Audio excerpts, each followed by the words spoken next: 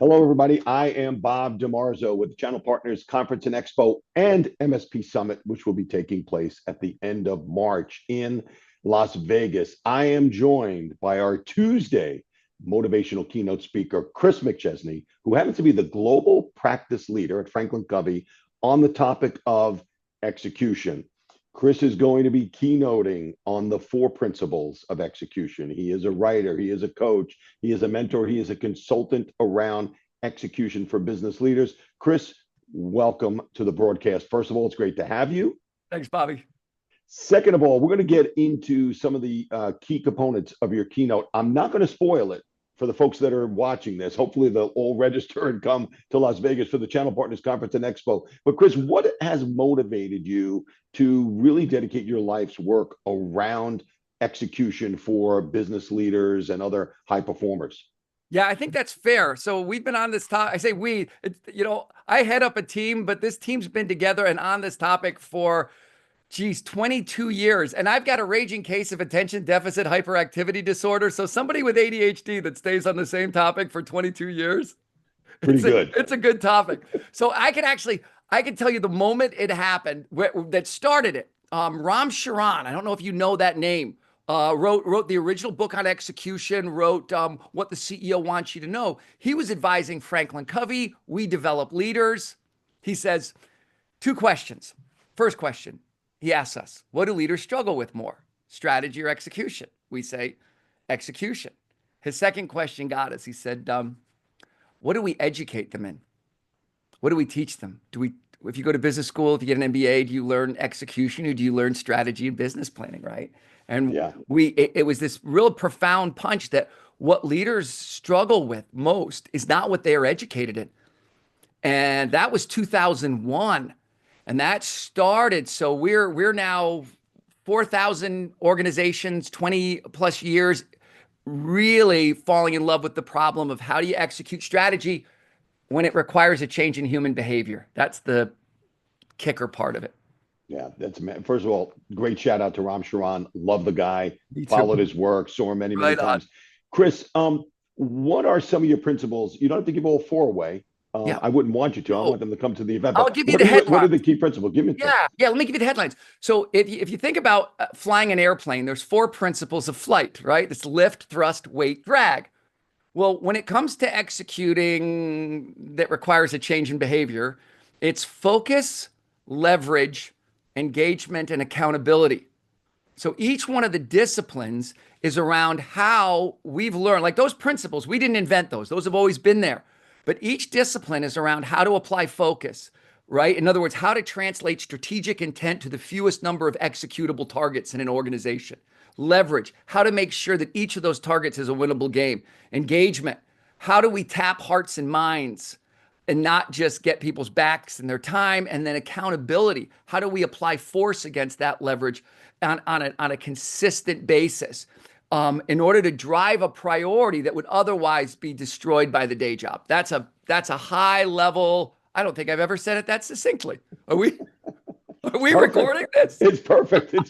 Chris, I love it. I'm like, I'm thinking the whole time, I'm going to blow this at some point, but I think I actually said it. So there it is. There's their headline. This is what our attendees are going to be in store for with you on stage for sure. So, Chris, hey, look, the channel is a place where you've got leaders facing multiple priorities, complex solution they're trying to sell to their customers, the demands of their suppliers, right? The big vendors and software companies that are out there, cloud providers, right? And as well as the challenges they face in their own organization.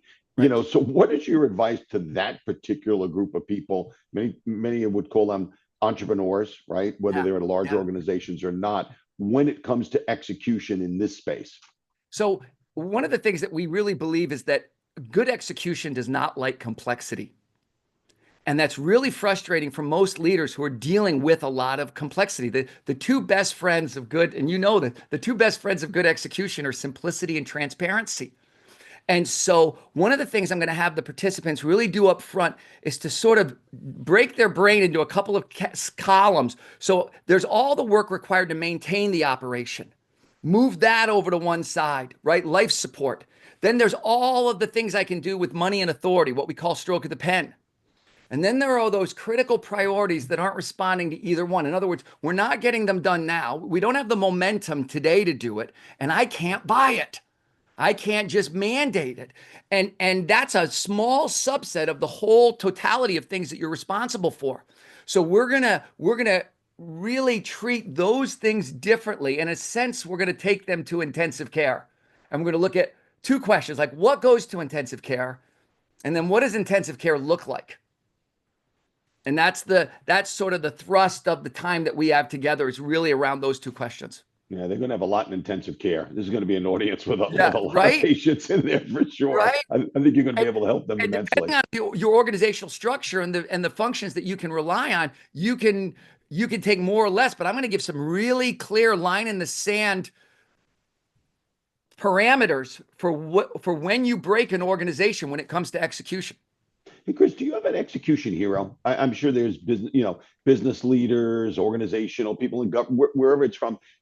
Rom certainly kind of, Yeah. lit the spark here, but who's out there today, maybe that's a relevant leader that you say, man, that person Wow. executes, time and time again. Any people that come, I'm going to put you on the spot, see if you can name a Yeah. couple. I'm going to pick somebody that just barely retired. Tim Tisopoulos at Chick-fil-A. Okay. 22 years ago, he had an influence. He was head of operations for them, and just retired as their president last year.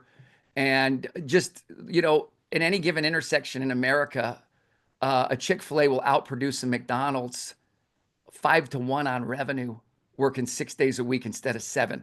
Yeah. They're playing a different game. And it was Tim that put the idea in our head that a leader has either made the choice around where they're going to apply, and these are his words, disproportionate effort, or they have not made that decision. And this was what he said when he worked with a leader. He wanted to understand, has that leader made that choice? Have they decided what they're going to double down on, right? Because there's the things I got to maintain and sustain, and then I better have a push. And he wanted to know if you'd made the decision. And then second, if you had, he wanted to know what you were pushing on. Yeah, exactly. And that had a heavy influence on us early in the process. Great example. Just a minute on, you talked about the friction between strategy and execution, right? As business leaders, we're all, we hear from the top down, hey, this is our strategy for the coming year, and we're going to do the following. How do you break that, right? Give a little sample of what you're going to be talking about to the leaders in the audience. Say, hey, I know you're all chock full of strategy, but this is how you got to break free and focus on execution. I want to go back to those 3 columns. This is really fundamental. And it's a myth. I'll give you 2 myths. The first myth is, if I can just get people to understand how important something is, I know they'll do it. That's a crock. I hate to be bombastic. Yeah. But we don't do what's important. We do what's urgent. Mm-hmm. Yeah. And the problem is that the day job, the energy required to maintain the operation, just reeks of urgency. And it has this way of suffocating key priorities that are so important, but in the moment, they lack urgency. So I could do it tomorrow. I could do it the next. Weeks are going by. Everybody's as busy as they can be, and we're not getting any traction. And so by basically helping people to realize there's not one set of rules for execution, there's 3 sets of rules. And some are good at one and some are good at others. But one set is the operational maintenance. That's job 1. Don't break it, right? Sustaining the operation. Then there's resource allocation and stroke of the pen moves. And so leaders that are really good at this.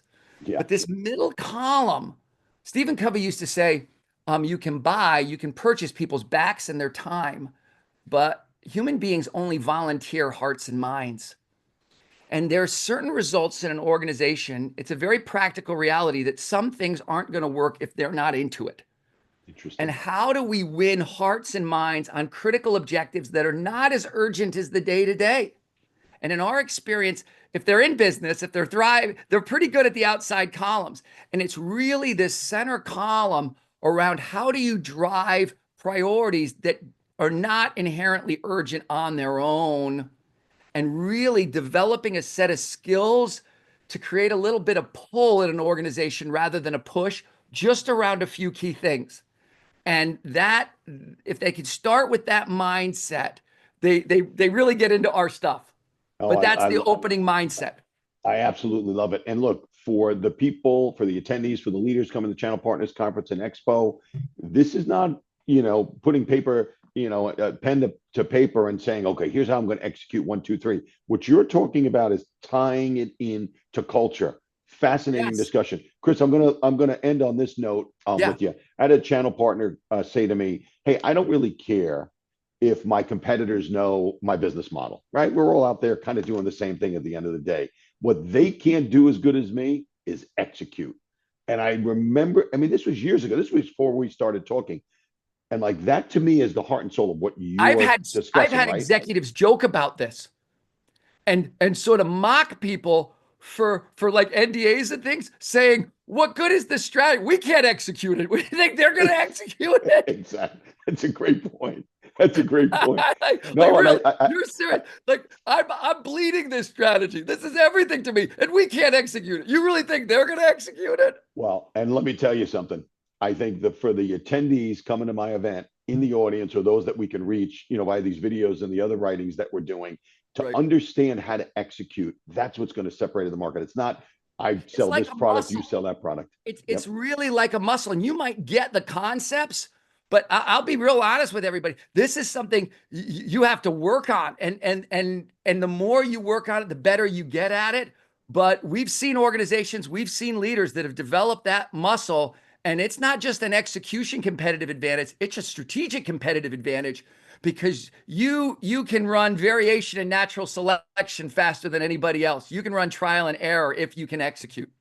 Well, what I'm going to say to everybody that's watching this and listening, come and build that execution muscle from the master trainer out there. You are the personal only trainer because I'm so bad at it. This is like Ritalin. I'm the hyper kid, and this is like Ritalin to help me focus. You could do it.